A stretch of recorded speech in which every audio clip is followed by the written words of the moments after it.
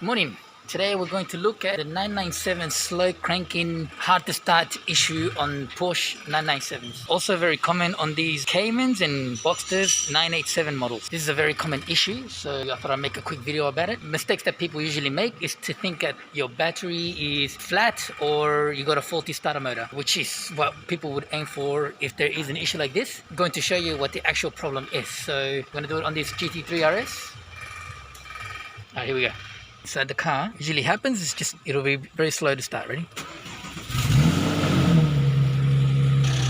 Okay, maybe not this one. Okay, here's another example. Since the GT3 failed to give the example of the slow cranking issue, here's another 997 model, as you can see. Of course, it didn't take long for another one to come in because this is a very common issue. Anyway, here we go. See how that was kind of very slow, very sluggish? That is the common issue. Either way, I'll show you what the work needed to be done is, and we'll go from there. Alright, so what we're going to look at is this terminal right here. I'm using the screwdriver to point to what it is because it's very hard to point, but this right here,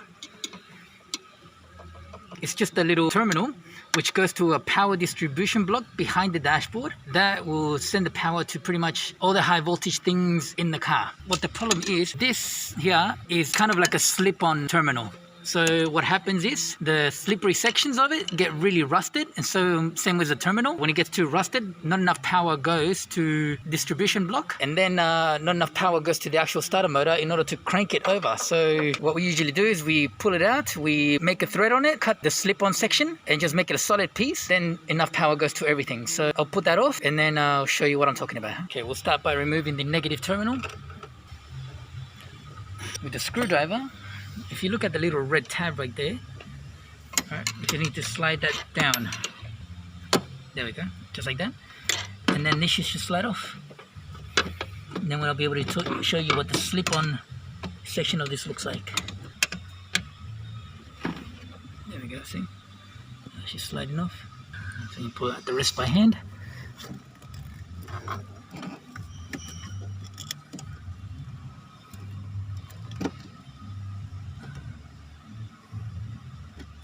There we go. There we go. And then that's the slip-on terminal. Can't really see inside the hole, but in there it usually gets very rusted. And then of course, the more rust, the less contact it makes, the less chances of starting your car happens. So this is an easy fix. So I thought I might as well show you how to do it and do as you wish with it. Oh, there we go. There we go. Now here we can see what the terminal looks like. There we go. This is what that terminal looks like. Like I said, it's just a slip-on, and usually inside there is where it begins to rust. There's a little terminal rod, that one there. Now the distribution block is inside the car, behind the dash. Next thing we'll have to do is remove this bottom cover from underneath the dashboard. So I'll get that done and then I'll show you what else to do. Baby, when you riding next to me, so let them be mad. Oh yeah, yeah. Cause this car only got 2 seats, you got me bad. Time you came along and it felt so right. There we go. Now we can pull this off.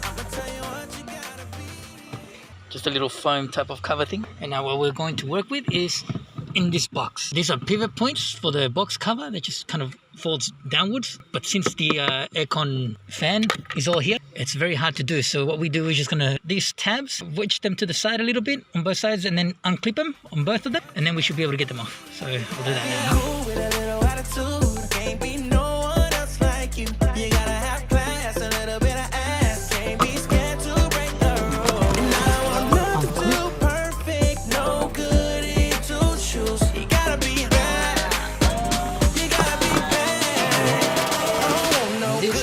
Distribution block.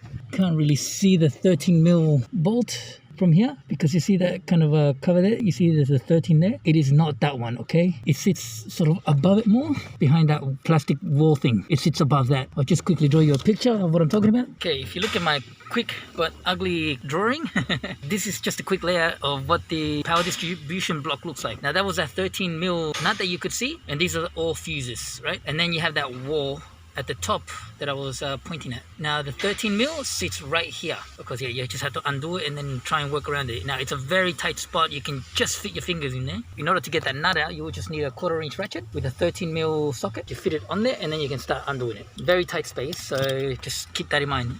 Also, when you put this back together, common issue that people have had, they put this terminal back in, they tighten it up, but then they forget to put this power cable back in as well. Okay, so when you install everything back on, make sure this power cable also is on the actual terminal, yeah? All right, I'm gonna pull this off and then I'll show you what I'm talking about. Okay, I'm not sure how well you can see that, but I have my ratchet sitting up on that 13 mil nut, and that is sitting directly on the backside of the terminal. If you look at my fingers, this is how much room you actually have there. And once you have it sitting on there, you can just pretty much use your fingers to undo the nut. There we go, come loose already. Yeah. I fell out. Yep, okay, I'm gonna have to readjust myself and then, yeah. Anyway, I'll pull that nut off now and then I'll show you what I'm talking about. There we go. There is a 13 mil nut. See, now we can go ahead and try and pull that terminal. You can try and pull that terminal out, straight out. There we go. That's it. Focus, focus, there. Now, this is the slip-on section. As you can see, this is already starting to rust up as well. It also happens to the slip-on part of it. Now what we are going to do is just rethread this whole section here, so then we can put a nut on this side as well. And then what that's going to do, we have to shorten this terminal side as well. Just make a little cut on it, so then it actually fits with a nut on there. And then all of the whole section will make contact with this, and then that will send all the power through instead of just sending it through in the middle there with only some little bits of making contact. And like I said, these things rust, so does this thing. When these things rust, then you get no contact at all. So yep, I'm gonna send this to get rethreaded and then we'll install everything back on. All right, there we go.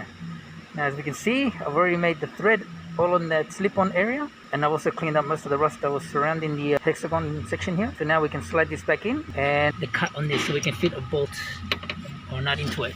Alright, I have added some copper spray on this just to prevent it from rusting again, and now she's ready to be installed. There we go.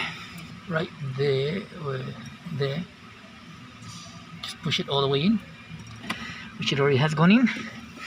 I put the new nut here, but I'll put that on after. We'll work from the inside now and tighten that nut from the inside back in again. Okay, this is going to be the difficult part again, to getting that nut back in onto the 13 mil behind the thing. Best to do it by hand at first. Just make sure it spins on there. Yeah, using your fingers, you should be able to like tighten it as much as you can and then go back to the ratchet. I can't do it with the phone recording, so I'll pause it and then I'll continue back to it. Okay, here's a nice little angle where you can see the terminal. There's that wire that I was talking about that you have to make sure that is sitting on there, and then you put the nut behind it, because if that's not in and you tighten the bolt, then you're gonna have lots of other problems. I'm glad I could get this angle. I can show you what I'm talking about. Alright, so I'm gonna sit that in properly, put the nut on, and then I'll show you another quick glimpse like this. And there we have it. That's with the wire terminal connected and the 13 mil nut just finger tight on there. Now I'm just gonna finish tightening it up with the ratchet, and then we can put the cover back on and then install the wiring from the front compartment.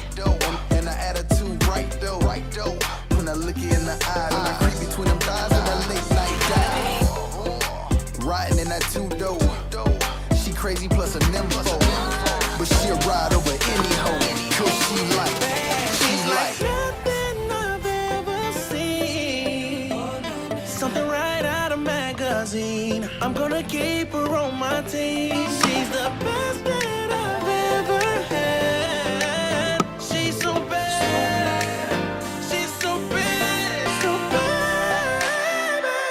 Now everything inside the car is done. We're gonna get to the terminal on this side, the slip-on. Now, why we cut this is because when you put this on here, if you leave it like that, you see the length of this whole thing. That means when you put these covers back on, the length in between these two is just not gonna be long enough. So we're gonna cut this about the same length as this. Yeah, so we can fit this back on there and make it all look like it did originally. Yeah, so I'll make the cut here and then we can bolt it on. I've made my mark. Now it's time to make the cut.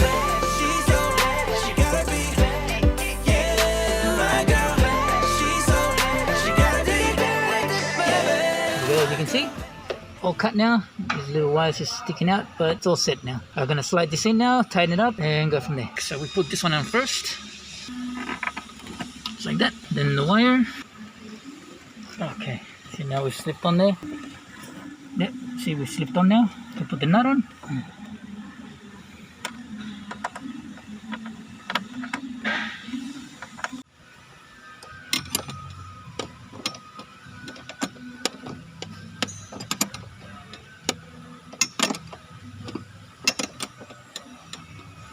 Alright, now that the nut is fully tightened, we're going to install this cap back on. Okay, I couldn't get the cap there to stay on there, so I've just put a cable tie on it there. Very hard to show you, but there's a cable tie right there. Alright, terminal in, cap is on, cable tied. Let's see, the car will start now. Huh? Okay, here we go. Straight away, no problem. Anyway, I hope that helped somebody with this starting issue. If you enjoyed the video, please give it a thumbs up. If you want to see more videos like this, yeah, just make sure you subscribe and leave us a comment. Huh? Anyway, thank you. See you again soon. My girl.